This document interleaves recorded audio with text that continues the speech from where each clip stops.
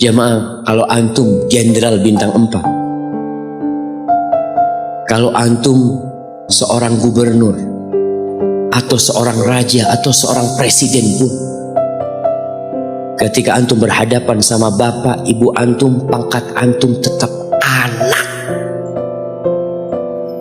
Mungkin orang tua antum gak lulus SD, mungkin gak pernah mengenyam bangku kuliah, antum mungkin dokter, mungkin profesor, orang yang dihormatin orang. Jangan minta penghormatan dari bapak dan ibumu, engkau yang harus menghormatin keduanya. Maka diingatkan orang umur 40 tahun, ingat sama orang tua.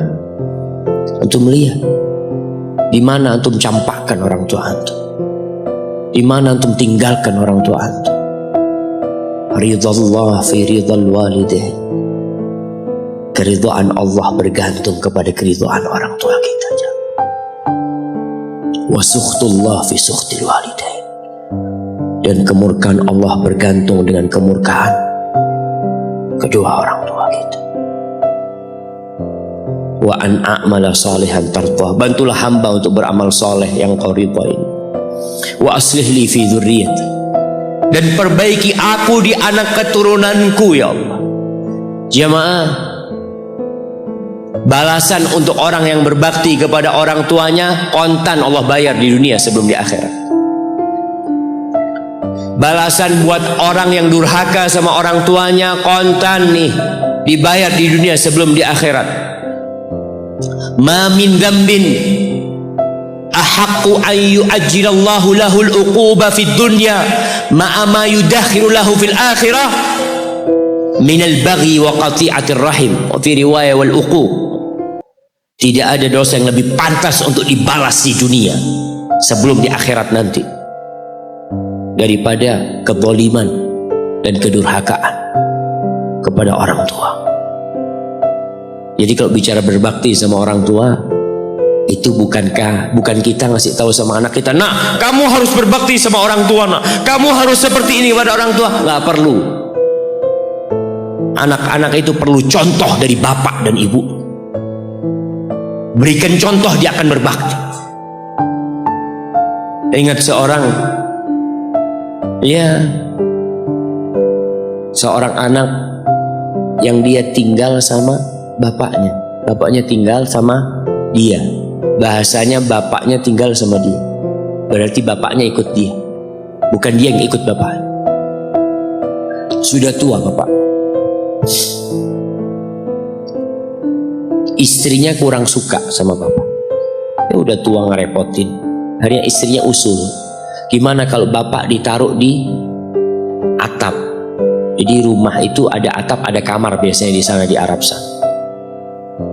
Akhirnya si suami nurutin istri, mengatakan, ayah keberatan nggak kalau tinggal di atas? Oh nggak apa-apa nak, yang penting kau seneng nak. Bayangkan, wallahi orang tua kita itu, yang penting anaknya bahagia. Akhirnya dipindah ke atas. Tiap hari bapaknya dikirimin pakai piring dari plastik apa seng nggak lupa, kirimin ke atas makan ya, nanti bajunya dicuci, pokoknya nggak kumpul sama cucu-cucunya, seakan-akan diasingkan sampai meninggal dunia. Sudah meninggal, selesai. Orang itu kalau orang tua yang meninggal selesai, sudah beban hidup dia, padahal itu pintu surga yang sudah ditutup buat antum. Maka sebagian ulama ketika ibunya meninggal menangis, ditanya, kenapa engkau menangis seperti ini? Kata dia, gimana aku tidak menangis, pintu surga terbaik udah tertutup buat aku, kata dia. Udah selesai, aku belum berbakti sama dia sudah meninggal. Akhirnya ketika meninggal dikubur, bapak anaknya ini mau bersih-bersih kamar bapak bersama anak dia. Bersih-bersih, sudah dimasukin kantong hitam ya, macam-macam. Ketika piring tempat anaknya ini ngirim makanan buat bapaknya, mungkin cucunya juga ngirim buat bapaknya, mau dibuang, kata anaknya, ayah jangan ayah, buat aku ayah, kata dia. Kenapa nak? buat apa piringnya? Iya ayah, nanti kalau ayah sudah tua, aku akan pakai ini buat ayah. Kasih ini. Anaknya anak kecil nggak tahu apa-apa aja. Dia pikir itulah berbakti sama orang tua. Dia ingin mengulangi apa yang dia lihat, dia ingin praktekkan sama bapak. Bukan karena dia ingin durhaka, bukan. Karena dia berpikir itulah kebaktian jemaah. Ketika si anak ini melihat anaknya mengatakan itu, dia nangis dia jemaah. Dia ciumin baju bapaknya yang ada di sana. Selesai sudah jemaah. Selesai. Pintu surga itu sudah ditutup buat antum. Maka nggak perlu antum kasih ceramah anak antum tentang berbakti. Antum minta sama Allah, perbaikin di anak keturunanku ya Allah. Iya. Agar mereka berbakti, bermanfaat buat kedua orang tuanya, buat negeri ini, buat agamanya. Tapi tidak hanya dengan omongan. Kalau seorang ayah suka duduk sama ibunya, pijetin kaki ibunya. Antum suka ambilin sandal buat bapak antum. Kadangkala kan orang kalau pakai sandal masuk rumah itu sandalnya ngadep ke rumah. Antum suka belokin. Antum keluar dari masjid, sandal bapak antum lurusin. Antum gak usah suruh anak antum lakukan itu sama antum. Dia akan lakukan itu sendiri. Birrul walidain, berbakti kepada ibu khusus. Itu bukan ceramah yang disampaikan. Bukan pidato yang disampaikan oleh seorang orator. Enggak. Tapi sesuatu yang kita praktekkan dalam kehidupan. Inni tubtu ilaika wa inni minal muslimin. Ya Allah, aku tobat ya Allah. Aku mohon ampun kepadamu. Aku termasuk orang-orang yang berserah diri kepadamu. Jamaah, man ahqun nas bi husni sahabat. Siapakah manusia yang paling pantas mendapatkan kedekatan kita sama dia? Sahabati. Bukan hanya servis dari kita, tapi pendampingan dari kita. Kita lebih sering duduk sama sahib-sahib kita. Ini ketika sahabat bertanya, siapa ya Rasul sallallahu alaihi wasallam? Qala ummu, ibumu. Qultu summa man? Setelah ibu siapa? Ummuka, ibumu lagi. Qultu summa man ya Rasulullah? Iya, aku tahu ibu. Kemudian ibumu lagi. Qultu summa man? Summa abuk, baru bapakmu, baru orang yang dekat lainnya. Bayangkan Rasulullah sallallahu alaihi wasallam ya, sampaikan ini kepada ya aktivis gender yang mengharapkan persamaan lelaki dengan wanita. Di dalam agama kita wanita diletakkan 3 kali di atas laki-laki dalam kebaktian. Bukan sama bapak, tidak. Maka bapak jangan pernah iri ketika melihat anaknya lebih cinta sama ibunya, lebih berbakti sama ibunya, karena itu syariat Allah Jalla Jalaluh. Iya, kita tetap berbakti sama bapak kita. Tapi ibu kita, kenapa kok ibu 3 kali? Bapak tidak ikut hamil. Rasa lelah ibu tidak pernah dirasakan bapak. Bapak tidak ikut melahirkan. Dia tidak pernah merasakan rasa sakit melahirkan. Bapak tidak pernah menyusuin. 3 ini pekerjaan ibu.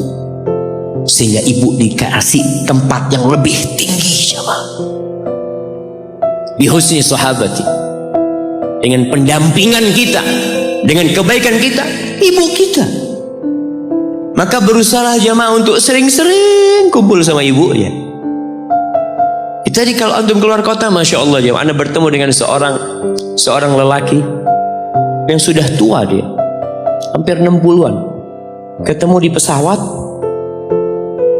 dari Jember ke Surabaya. Dia datang, dia cium tangan anak ngomong, apa nih kata dia, anak yang lebih pantas cium tangan antum, anak ngomong. Dia cerita, Ustaz, anak itu sering dengar ceramah Ustaz, tapi nggak peduli. Sampai suatu hari anak dapat kiriman video tentang berbakti sama ibu. Anak punya ibu sudah 70 tahun Ustaz, ada di Jember. Anak kerja di Jakarta. Anak ingin ibu ke Jakarta, ibu nggak tahan, ibu minta di Jember. Anda minta ridhonya, ibu ridho anak tetap kerja di Jakarta. Anak dulu pulang Ustaz, ya kalau ada acara Ada yang menikah, Idul Fitri, Idul Adha pulang. Tapi sekarang sejak Ana mendengar ceramah Ustaz tentang berbakti sama ibu, Ana sebulan 3 kali pulang ke Jember, Ustaz. Duit bisa dicari, tapi ibu kalau mati, antum akan menyesal. Antum gak bakal ketemu lagi. Akan datang satu saat antum hanya ingin melihat wajah ibu antum, gak ada lagi. 3 kali dia jamaah. Jangan takut duit antum habis untuk berbakti sama ibu. Jangan berpikir kalau uang untuk beli tiket terus Ustaz habis, ya Allah, antum gak percaya sama Allah. Rasul sallallahu alaihi wasallam mengatakan, man ahabba ayyubsata lahu fi rizqihi wa yunsa lahu fi athari falyasil rahimah.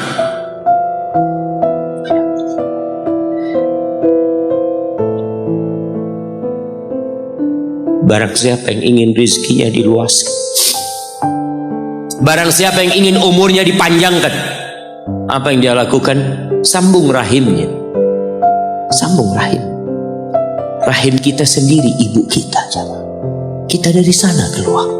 Itu yang paling berhak mendapatkan kebaktian kita. Antum jangan takut kehabisan waktu. Ketika antum berbakti sama orang tua, Allah berkahin waktu antum. Jangan takut duit antum habis, Allah lipat gandakan apa yang antum keluarkan. Tapi kadang-kala kita nggak yakin. Kita berpikir hitung-hitungan, aduh anak kalau ngasih orang tua berangkat pulang berapa, kalau dihitung aduh nggak masuk Ustaz hitungannya. Antum biarkan malaikat yang itu. Kiraman katibin ya'lamuna ma taf'alun. Allah tuh punya malaikat-malaikat mulia yang tugasnya mencatat. Dia tahu dengan apa yang antum kerjakan. Biarkan mereka yang mencatat. Biarkan mereka yang menghitung. Wallahi jamaah, kita tuh disuruh dekat sama orang tua kita. Apalagi kalau orang tua kita minta. Kalau enggak, ya mungkin dia ridho jauh. Tapi jangan dipikir dia suka antum jauh dari dia. Maka sebagai bentuk kebaktian anak, tetaplah antum dekat sama orang tua. Yang terakhir, di surah Luqman, ketika Allah mewasiatkan agar kita berbakti sama orang tua kita, lalu Allah mengatakan, wa in jahadaka ala an tusyrika bi ma laysa laka bihi ilm fala tuti'huma. Kalau kedua orang tuamu memaksamu untuk melakukan kesyirikan, melakukan kekufuran, jangan taat kepada keduanya. Fala tuti'huma, jangan taat, jangan patuh. Tapi setelah itu Allah mengatakan, wasahibhuma fid dunya ma'rufa. Sahibhuma, jadikan orang tua antum sahib antum.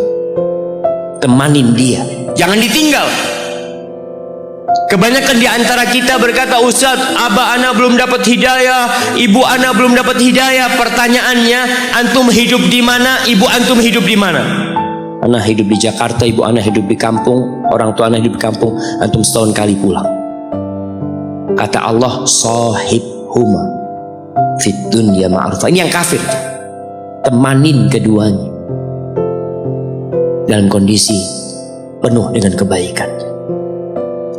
Haibati fillah, sekali lagi ana sampaikan bahwasanya kebaktian kepada orang tua itu memiliki kedudukan yang tinggi setelah bertauhid kepada Allah.